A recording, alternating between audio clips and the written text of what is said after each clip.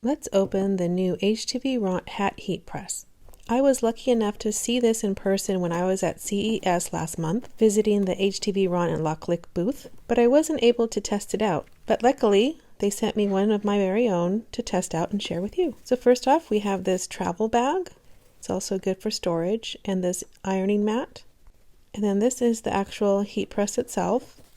So it stores very nicely just like this, and we're just going to remove the lid. The lid is also a pressing lid, and here's the heat press. Very cute. And the safety cradle. The cradle keeps the heat away from your surfaces. Well, let's give it a try. First, I'm going to go ahead and put the lid down. This is the ironing mat or the ironing heat pad. It has these little loops on the side that we're going to attach to these hooks, and that'll keep it in place. The mat also has a bit of cushion here on top, which is really nice.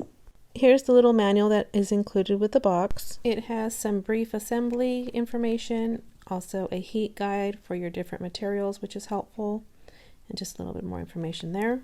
The press has a couple of buttons. It has the power button, and you can toggle between the temperature and time button, and then just adjust the temperature and time with the plus and minus buttons. You don't need an app to use this. It's basically all you have to do is just set your time and your temperature. And you do that based on the material and HTV that you're using. I'm going to go ahead and press some HTV onto this red hat. This is just a regular baseball cap that I got online. I fit it over the heat mat like this. This hat actually fits perfectly this way. And I'll just tighten it up so that way it doesn't move. I'm going to be heat pressing some gold HTV that I cut with my Cricut. I'm setting the temperature to 320 for 15 seconds.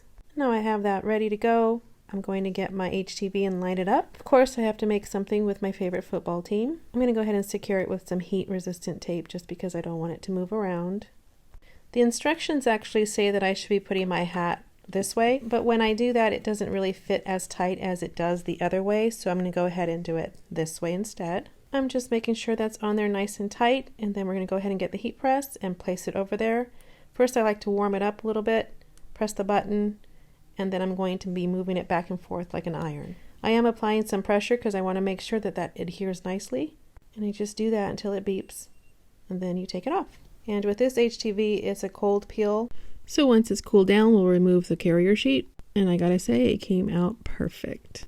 I did create a blog post showing you more information about this hat heat press, so I'll link it below. Include the pros and cons and my overall opinion about this hat heat press, so be sure to check it out. If you have any questions, drop them below, and as always, thank you so much for watching.